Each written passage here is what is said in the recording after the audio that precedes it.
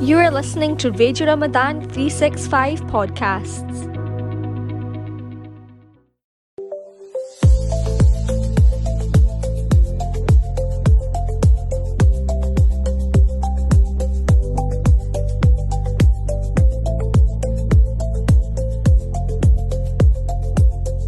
Assalamu alaikum wa rahmatullahi wa barakatuhu. Welcome to Sparkling Insights on Radio Ramadan 87.7 FM Glasgow with your host Shabina Kamran and Mamoona Chowdhury. We begin Walaikum Salam. We begin by wishing you all a blessed Ramadan Kareem. May this sacred month bring you peace, strength, and endless blessings.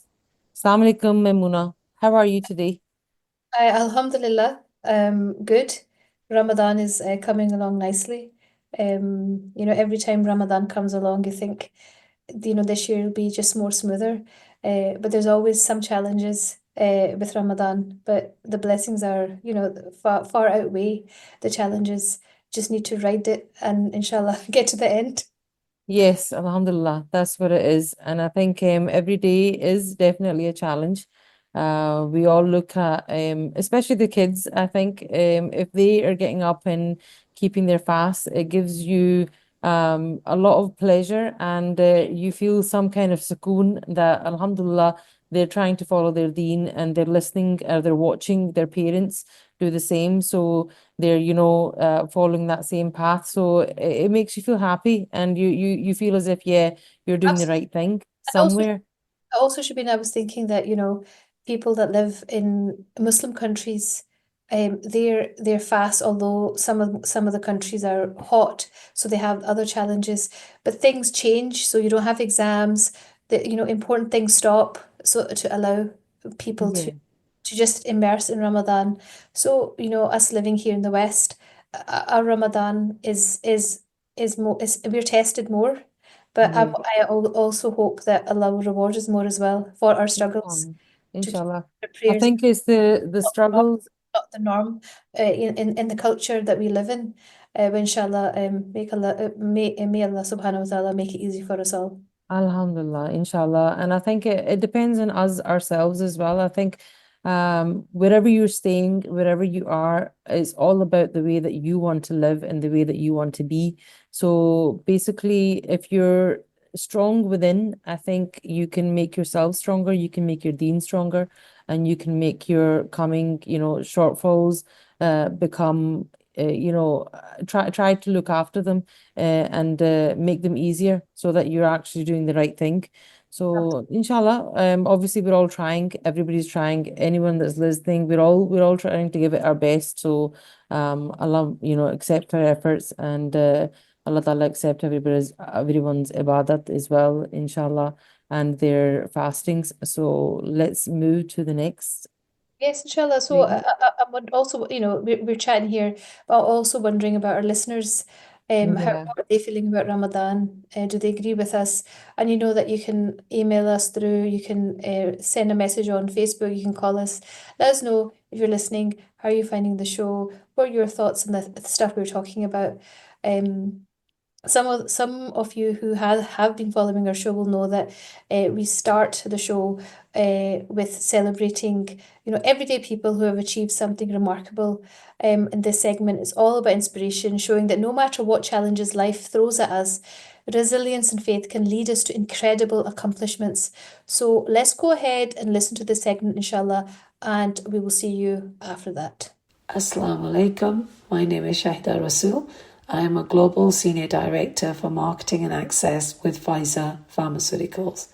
In order to get to this position, I qualified as a molecular biologist and then completed an MBA. It was a long journey, starting with the sales of pharmaceuticals and then a brand marketing position which required me to move to London. This then followed with a promotion to Global Director for Marketing Vaccines. It was not easy being a woman of colour and a Muslim, but with hard work and dedication and with my parents' du'as, I have broken all glass ceilings. I love my job, as I know the vaccines and medicines I promote have a profound impact on patients' lives. My advice to people listening is to never give up on your dreams. and they can become a reality with lots of hard work, dedication, and commitment. Welcome back to Sparkling Insights. If you've just joined us, you're listening to Radio Ramadan 87.7 FM, and I'm your host, Shabina Kamran. With me is Mamoona Chowdhury.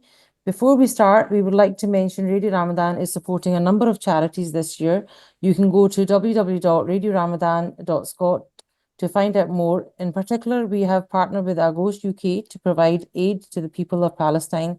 So please, if you're listening, open your hearts and open your pockets and do give charity, as you know that everybody needs it. From here, as you know already, that we will be discussing a different topic each day of the week. Once every week on this show, we will dedicate time to discussing mental health and counseling with talking therapies, a topic that is often overlooked but affects so many of us in different ways. Mental well-being is just as important as physical health, and through these discussions, we aim to shed light on the struggles people face and offer support, advice, and hope. Today, we're discussing loss and bereavement, a deeply emotional and significant topic. Losing a loved one is one of the most profound and difficult experiences in life. Grief is personal, and everyone experiences it differently. Whether it be the passing of a family member, friend, or even the loss of something meaningful in life, it can bring about deep emotions that sometimes feel overwhelming. To help us understand this better today, we are talking about the concepts of loss from the lens of counseling and psychotherapy. We have Mamoona Chowdhury, who is not only my co-host, but also a relational counselor in private practice. She works closely with individuals dealing with grief, loss, and emotional struggles, offers them guidance and support. Mamoona will share her insights today, but before we dive into the discussion, let's hear from her directly. So Mamoona, can you tell us, for all our listeners, a bit more about the topic and enlighten us, please? Bismillah ar-Rahman ar-Rahim, Jazakallah khair. Shabina. So yes, today just for this discussion, I'm taking my presenter hat off and putting on my hat as a relational counselor.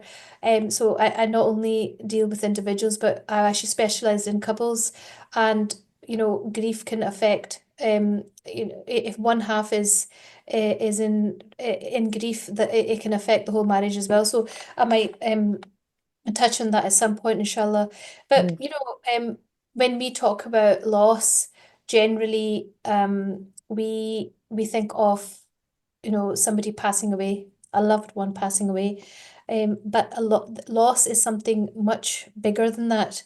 And it's not just someone significant in your life passing, but it can also include pets as well, by the way. Sometimes we overlook the grief people can feel when they lose a pet, or especially children when they lose a pet. They can go through the same emotions. So what kind of losses can someone feel? So loss can be if you've lost a job, you can experience the emotions that someone might feel when someone's passed away. They're very, very similar emotions. What else? So I mean, there's a lot of topics that we can discuss and we can go over. But obviously we just wanted to know the kind of mental health, well-being of, maybe this is one of our topics. Obviously, you're starting it today, where you're talking about general loss in your life, whether it be somebody passing away, or you're losing something, or just something that's happened in your life that's made you really upset about something. And this is what you're talking to us about today. So, can you just share with everything that's going on, all aspects of mental health, being, can you just give us a brief kind of enlighten us in some way that we can know, what is it that everything revolves around? okay, so um so when you experience loss, so there's traumatic loss and there's loss. So traumatic loss can be something that happens very suddenly, and the intensity of it hits you really hard.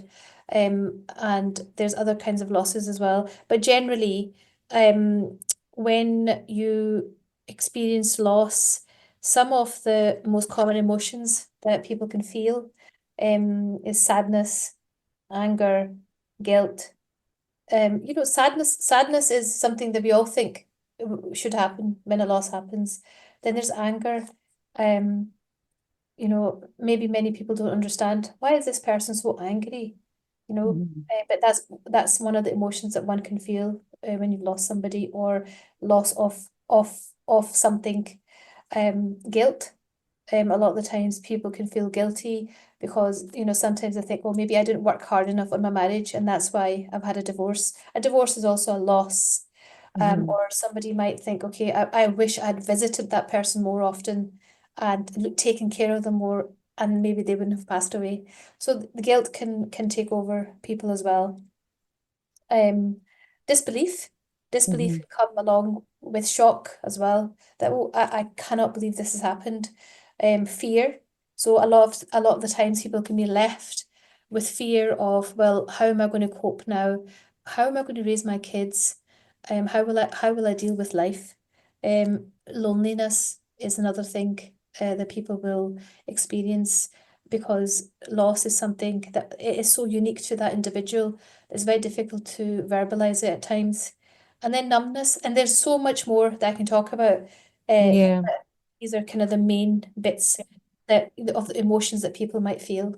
I mean, for now that, for everybody that's listening to us right now, you'll know that when we have these kind of things going on, we have been getting educated to the understanding of loss and bereavement. So, who will help us navigate these conversations, and how will the expertise, as a relational counselor, kind of resolve these situations? So, we have talked a little bit about what is loss, but when you are talking about, loss, what are some of the most common emotions people experience when dealing with loss? Yeah, so I've already covered the most common emotions, like sadness, anger, and guilt. But we can maybe go on and talk about a person's, how does it affect a person's mental and physical well-being, Yeah. right? So, loss can leave you with many physical symptoms like fatigue. I mean, it's something so people might not recognize. Fatigue is something that can happen. Sleep disturbance, changes in your appetite. And remember, everybody is different. So not one person will experience all this. And others might experience other things that I might not mention.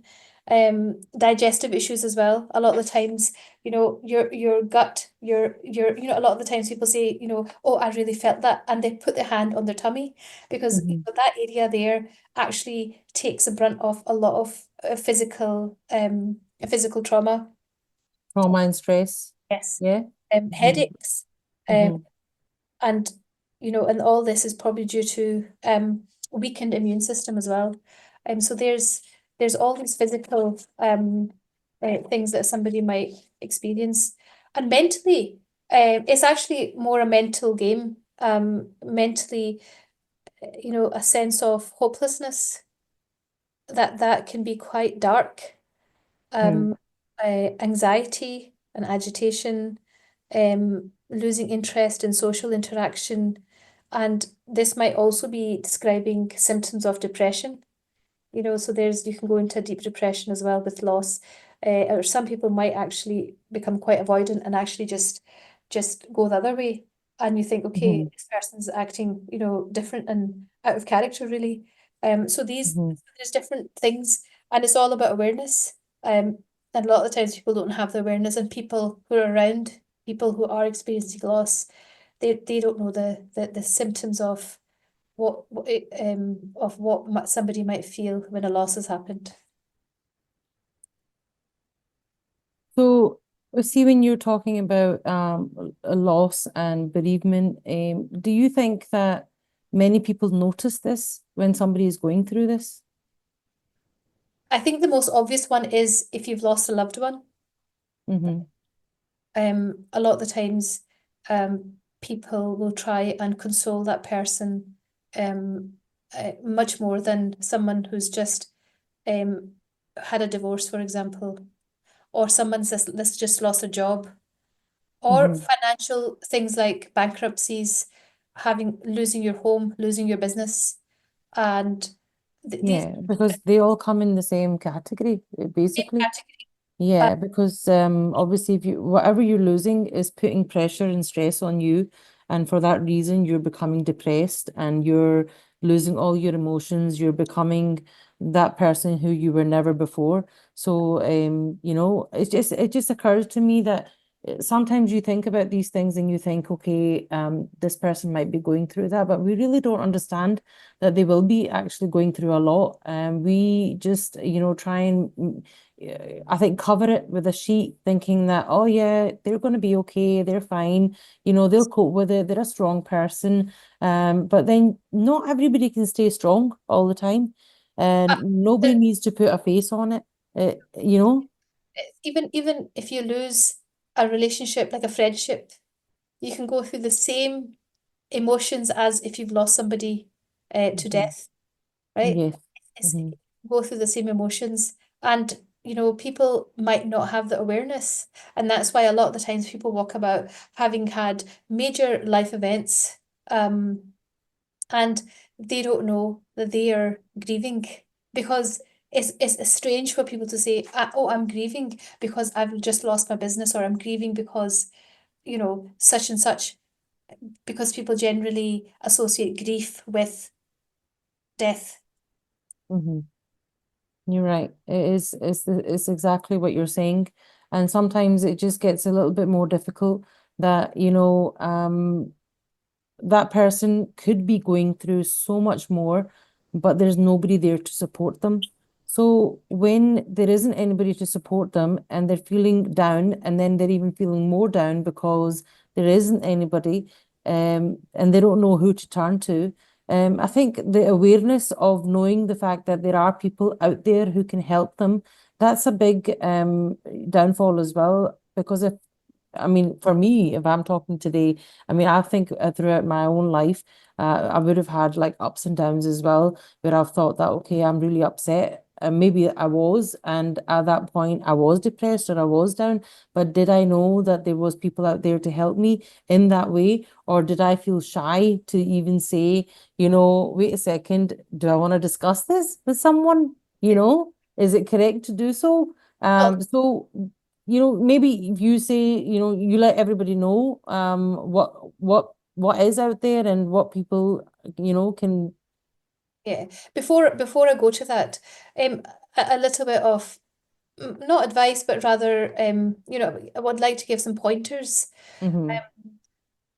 to people. If you have found somebody within your family or your friend circle, and you've realized that they've gone through some loss, not just, because someone's passed away, but even pets. Sometimes people can laugh it off. Oh, so and so lost their cat, or the budgie died, and they're like, they're just overacting, or It's they a connection. Yeah. it's just a cat. It Mm-hmm. was just, but that cat meant something to them, and we have to take them, we have to give them that space and let them grieve, Mm-hmm. know how much of an attachment they had to that cat. So for example, if you come across somebody who has experienced loss, give them space, but let them know that you're there for them. And that's really Yeah. important, because that might help them uh come to terms with their emotions, that they know that there's somebody there, somebody's always there listening. Don't be judgmental. No need to give comments, no need to give too much advice, but just say, look, I'm here to listen. If you need to speak to me, pick up the phone, meet them for a coffee, and just see what other needs they might have. As long as they know you're there for them, that's the most important thing. That's the best thing you can do for somebody, because people that are going through grief, they just need time, but also support in other ways. So if you think, well, okay, this person's not coping with the housework, maybe I can go in, if you're close enough, say, do you know what, I'm coming in and I just want to help you. If they of course, you can't force yourself, or, just cook a wee meal and leave it at the door. Just small things like that can help people who are overwhelmed with loss. I mean, so far, this has been an insightful discussion so far. And we still have so much to do, obviously, find out from you, Mimuna. We're going to take a short break, but before we go, here's a powerful quote to reflect on. Grief never truly ends, but it changes. It's a passage, not a place to stay. With time, patience, and faith, we learn to carry love forward in our hearts. So once we're back from the break, we will continue our discussion, inshallah. So meet you on the other side. Thank you.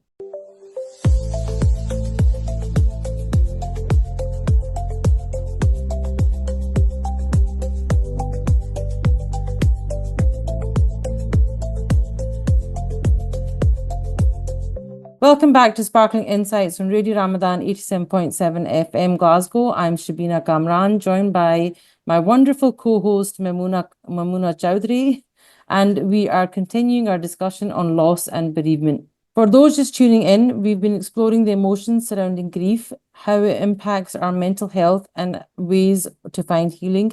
We'll now continue with the conversation with more insights and guidance on how to navigate grief in a healthy and meaningful way. So, Memuna, we touched upon obviously how you can support grieving loved ones, and we've also asked you, what loss is. Can you please tell us, are there different stages of grief, and does everyone go through them in the same way? Okay, so generally, there's a consensus that there is like sort of 5 different stages of grief, and generally people do go through those 5 griefs. Sorry, those 5 stages. So it starting with denial. Okay, so the event has happened, and then you experience denial. Okay, and then the idea is that you move on to anger, depression, bargaining. So bargaining is sort of you're struggling with finding the meaning of why this has happened. You're questioning it, and then you're supposed to end up with acceptance. But that's obviously on paper. In real life, you can go straight to anger, you can go straight to depression, or you can go straight to acceptance, and then you can come back to denial. So it's not something that you've gone through the 5 stages and that's you. There's people move around, and this period can be for years, and for some people it can be months.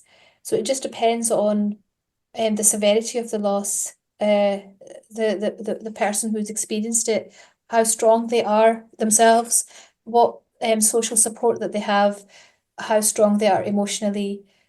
So there's many factors that will determine how people travel between these different stages of grief.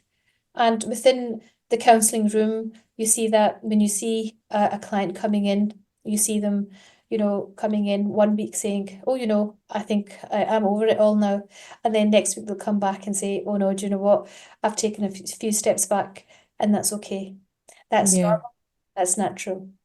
I mean, you see that quite a lot, to be honest. I think I've seen many people, probably including myself as well, as you know, that my parents passed away, quite, together. So I found myself in the same position. I think I pretended that I was okay, in the beginning when they're gone, and I was probably just trying to be strong for everybody else.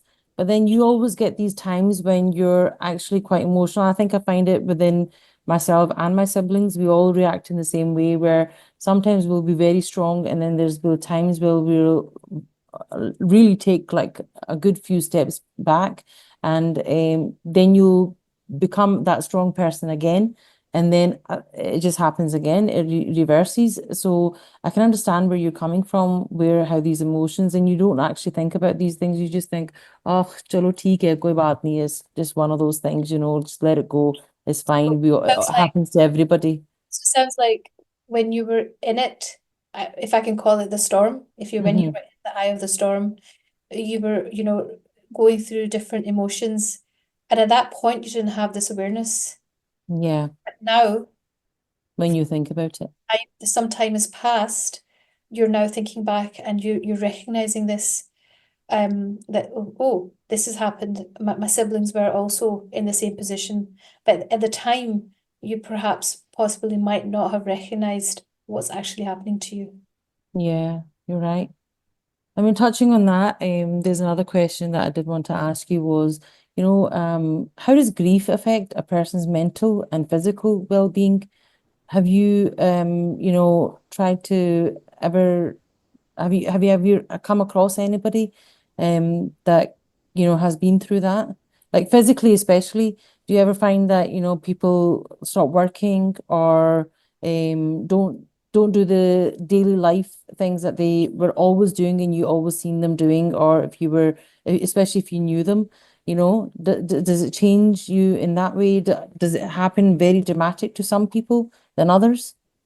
Again, this is something I've just spoken about physical and mental well-being and how that affects people. And Mm-hmm. yes, different people will react differently. Again, depends on their um, emotional strength, their social support, and what they were like to begin with, how physically and mentally they are affected, and how quickly they are affected, and how quickly they come out of it. It's an array of different things that can happen. Yeah. So, if we were going to say that, if somebody was really like, obviously, quite emotional, quite broken down, and they felt stuck, and they didn't know how to move forward or, begin healing, what kind of, advice would you give them?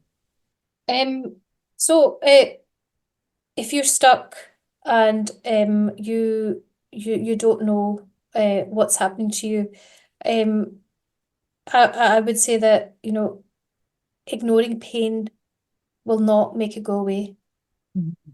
So when you're stuck because you've realized that something isn't working, you're not operating, you're not functioning right.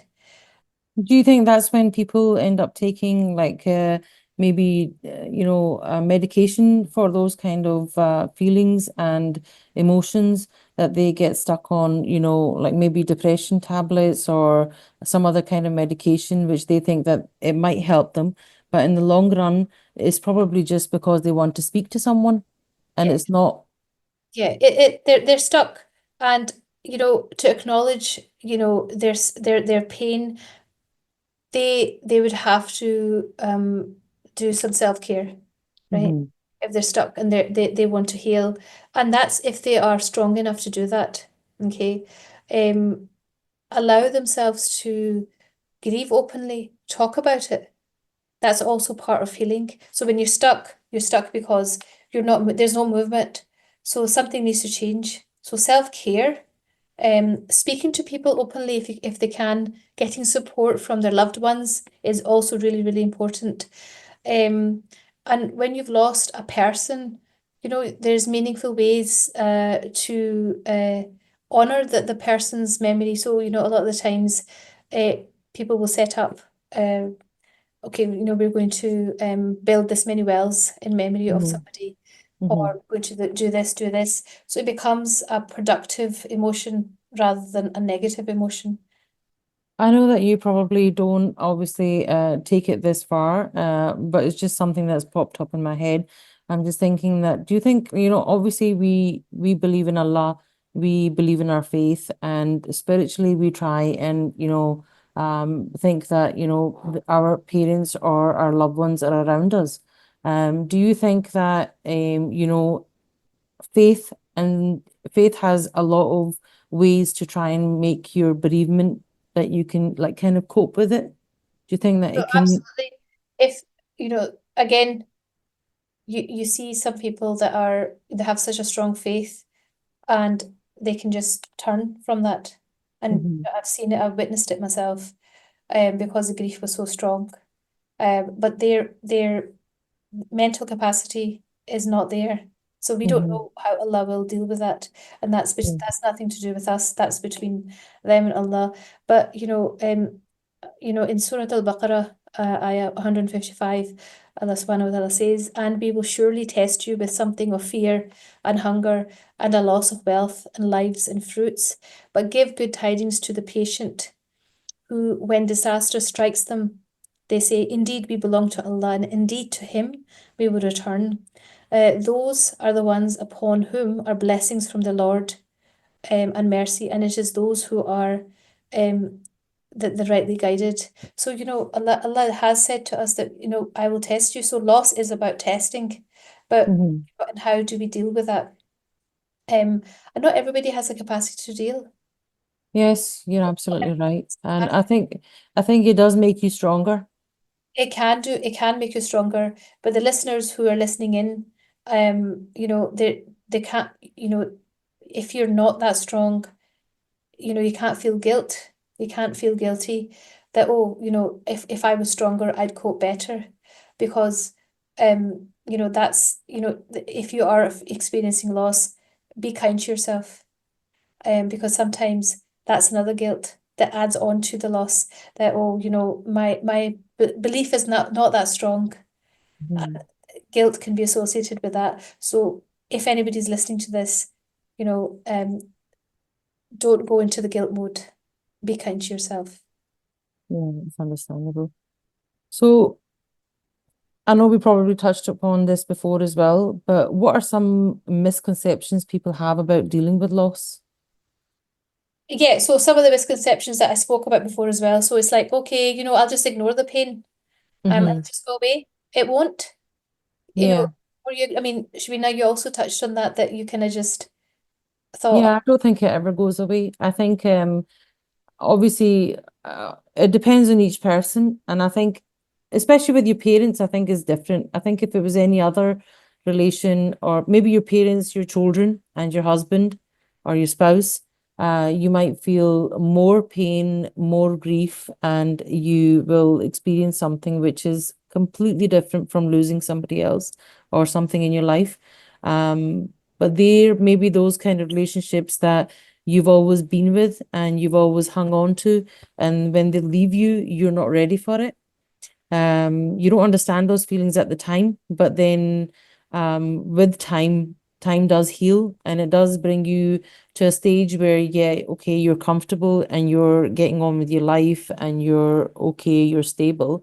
But then there are times when you are emotionally down, and when you do think about these things, and when you think about your parents or the people, the loved ones that you have lost, then they automatically they make you upset, and you do miss them at the time, and then you think that, is this ever going to end? But no, it's not, to be honest, because this is life. Life does bring you to a stage where you know that you are going to lose these people and they are not going to be there in your life anymore. But we need to learn to manage that and learn to kind of be in a way where you're supporting yourself, your inner self, and you're that's trying to. I think that's the key, Shabina. When you said that time heals, I'm not sure if time heals, but through time, you learn to manage. Manage, that's exactly what it is.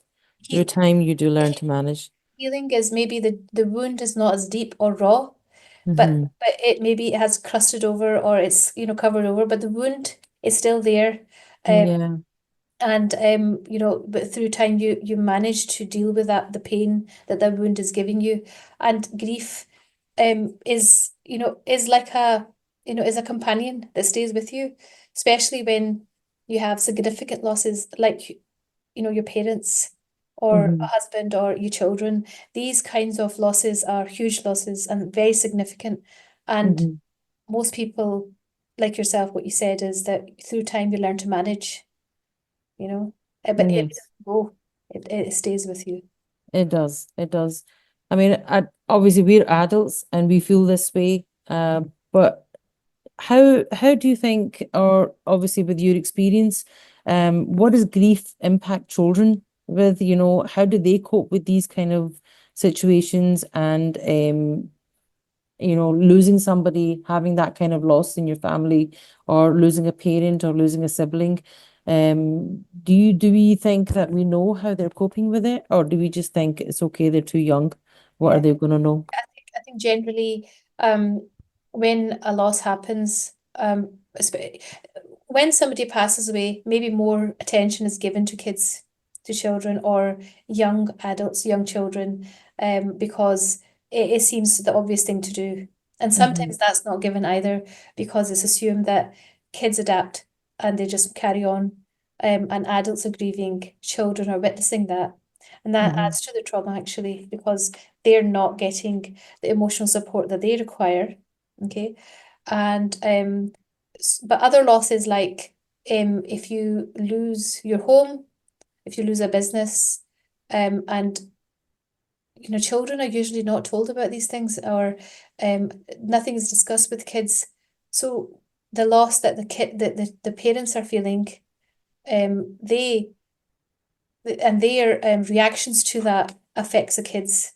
And usually kids are not spoken to in our communities. Maybe some do, but generally it's not spoken about. And children do react in different ways, but sometimes very similar as well, like loss of appetite and so on. But because of their developmental stages, they can't verbalize in the same way. They cannot verbalize in the same way. There might be they might start to misbehave. They might Yes. for attention, so because they've not had that attention, um, they might go into a mode of difficulty in even describing their emotions, because they feel numb, in the same way as adults, but they can't describe it and they have no awareness of what's happening. They can feel lonely as well. Yeah. It's a very lonely place when you're seeing adults, and quite vulnerable, because the fear of, my goodness, what's happening, and I don't know what's happening, and I'm kind of stuck here in the middle. So Yeah. kind of they have It's quite sad, especially obviously we think that kids can maybe cope. We just leave them to it, or we'll give them some kind of comfort at some time. But then we think, okay, no, our grief is bigger, so they'll be fine. But then you do get obviously some relationships like grandparents and grandchildren where they do have a very strong connection. And I think it's missed at those points when we see these children who have lost their grandparents, where they've got so much love off of them. And then obviously when somebody has just left your life forever, and for them not to understand how that happened, why it happened, all these questions going through their head and nobody's answered them. That's the worst part, Yes. and that's the sad part. They've felt rejected as well. They felt isolated and not involved. And often the adults will move on and try to find meaning, and start to go towards healing. But the children haven't had that same process. And maybe a few years have gone by, and then you start to see behavioral changes. And parents are shocked to say, oh, where did this Yeah, come where from? did we go wrong? Where did we go wrong? And Exactly. actually, they didn't go wrong. It was just that a loss happened. You went through changes, but your child didn't go, go through that loss with you. And should be it's the same with couples as well.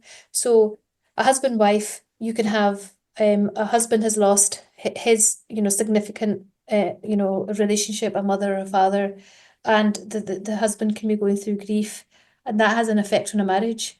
To the listeners as well, if you found that after a significant life change like death or loss of a business or loss of some kind has changed your relationship, it's probably because you have not come together as a team, and had the awareness that actually my other half is going through distress, which is they might then show display emotions like anger, or be hurtful towards their other half. And Yeah. that's when marital problems can start as well. And it literally takes to walk into a counseling room and have that awareness and think, so there's nothing wrong with the relationship. Yeah, that's exactly what I was going to touch on. That, when someone considers seeking professional help, for grief especially, where do they go? Who do they speak to? What kind of where do they touch base with someone? Yeah, so when would you consider seeking professional help? Okay, because a lot of people go through grief, loss, and they come through, and they're okay and they get on with their lives. But if the sadness is really intense, there's disruption in your life, and it's bad. You can't cope. You can't manage your everyday circumstances. You might have suicidal thoughts. A lot of the times people have suicidal thoughts and they're too ashamed to say it.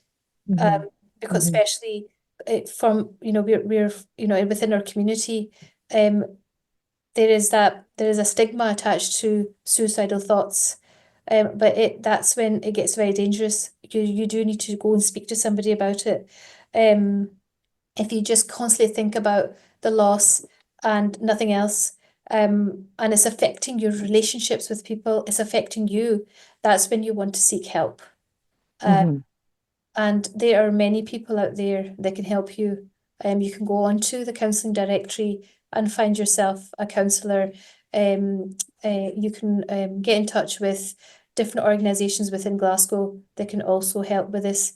So there's a lot of help out there. You just need to go on and check it. And people that might think, okay, but I don't speak English. There's plenty of people out there that can speak their language in Urdu or Punjabi, and there's no shame in going to seek help. So that's obviously something that is very important, and you have literally, I think, sent that message out to our listeners who are listening right now at the moment, because I think it's very important, especially for our community, to know where these places are, where they can go, and who's sitting out there to listen to them. Because sometimes I think the understanding, even if it's between between a husband and wife, or your parents or your siblings, sometimes your parents can't understand where you're coming from. Sometimes your husband can't understand where you're coming There from. can be generational differences. Yeah, differences. There can be so many differences between two people or a family, but that they're not understanding where this other person's coming from. Yeah, exactly. So it's good to know that there is help out there, and there's help out there where our dean comes into it as well, and we can, be given the right direction in the right way. And you don't just need to be talking to somebody who you're not comfortable with. There are many people out there who are sitting there to help you, and you should reach out. Right. Just Most before we listeners will give you like a 15-minute brief, like a free consultation. So you can speak to a counsellor, speak to them and see if they fit with you, because it's really important to find a counsellor that you're comfortable with. So, and most counsellors will give you a 15-minute or 20-minute free consultation. You just need to go out there and look for them. That's it. So, I mean, Maimuna, it's been great listening to you today, and obviously it's been a different angle for you today because you've been the guest and, my host with me. But for those who've just tuned in, we were literally just speaking about all the emotions surrounding grief, how it impacts our, mental health, and how we find ways of healing ourselves. We will now obviously be wrapping up the show because this is time to leave now, even after obviously having a wonderful show, speaking about different aspects, whether it would come from your parents, your children, your husband, your wife, losing a pet, losing some kind of, loss in your life, which impacted it in a major way, but you weren't able to speak to anybody about it, and you kind of just grieved on your own. So just understand that there are many people out there who are willing to help, just like Maimuna and others too. So please, if you have any questions, anything that you want to ask, there are pages on the Instagram as well where you can reach out and take numbers, and please do get in contact. So as we come to an end of today's discussion, we want to thank everyone who has tuned in and listened to us. If you are someone who, or know of who is struggling with grief, please know that you are not alone. Support is available and healing is possible. Before we go, we would like to mention again that Radio Ramadan is supporting a number of charities this year. You can now go to www.radioramadan.scot to find out more. In particular, we have partnered with Agosh UK to provide aid to the people of Palestine.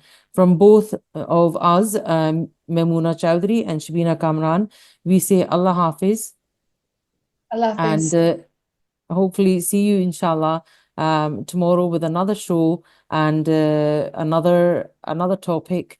So before we sign off, here's the quote of the day. Those we love don't go away. They walk beside us every day, unseen, unheard, but always near, still loved, still missed, and forever dear. Until next time, take care, be kind to yourself, and remember you are never alone in your journey. Fi amanillah. Thank you, Mamoona, for a lovely show. Jazakallah khair. With Allah's will, even the smallest act of kindness can bring the greatest happiness.